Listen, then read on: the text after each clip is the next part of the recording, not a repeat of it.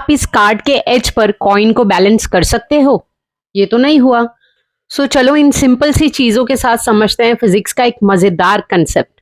Welcome to spotty science experiment number 6, जहां हम समझते हैं साइंस के डिफिकल्ट कंसेप्ट बहुत ही सिंपल और इजी तरीके से। सो यहाँ हमने क्या किया, कार्ड को ग्लास पे रखा और उसके एज पे हमने कॉइन्स को प्लेस किया and the result we got, card नीचे गिर गया। सो ऐसा कौन सा तरीका है जिससे हमारा कार्ड भी ना गिरे और हम कॉइन भी बैलेंस कर लें?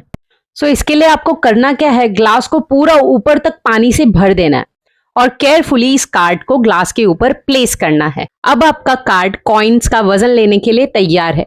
केयरफुली एक एक करके कॉइन्स को हम कार्ड के एज पे रखेंगे। Now you can even make the tower of coin. You also do this experiment at home और मुझे कॉमेंट सेक्शन में बताना कि आपने कितने कॉइन्स का टावर बनाया। These all experiments are really fun for kids. Let's see what is the concept behind this.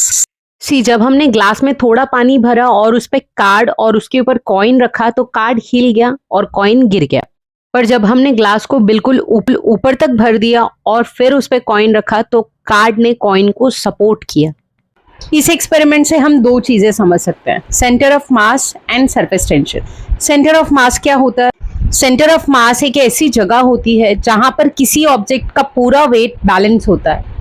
अगर हम ऑब्जेक्ट को उस पॉइंट से सपोर्ट करें तो वो बैलेंस बना रहेगा और गिरेगा नहीं। जब दोनों साइड्स बराबर होते हैं तब वो बैलेंस होता है। उस बैलेंस पॉइंट को ही हम सेंटर ऑफ मास कहते हैं। फॉर एग्जाम्पल सीसॉ, जब दोनों साइड्स बराबर होते हैं तब वो बैलेंस होता है। उस बैलेंस पॉइंट को ही हम सेंटर ऑफ मास कहते हैं। अब इस एक्सपेरिमेंट से हम कैसे समझे सेंटर ऑफ मास?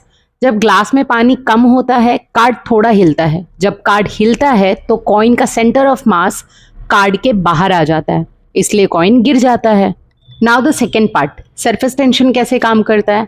जब हमने ग्लास को बिल्कुल ऊपर तक पानी से भर दिया, थोड़ा कॉन्वेक्स जैसा, ऐसे, इस कर्व सरफेस की वजह से पानी के मॉलिक्यूल्स एक दूसरे को खींच के रखते हैं। इसी फोर्स को हम सरफेस टेंशन कहते हैं।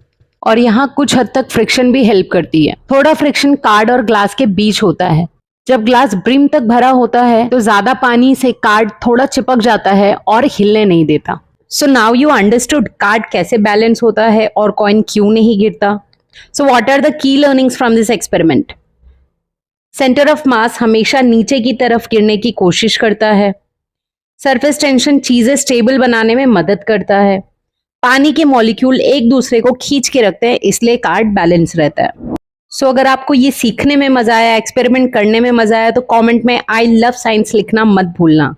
वीडियो को सब्सक्राइब करना, अपने क्लासमेट्स के साथ शेयर करना। Thank you for watching, see you in the next video.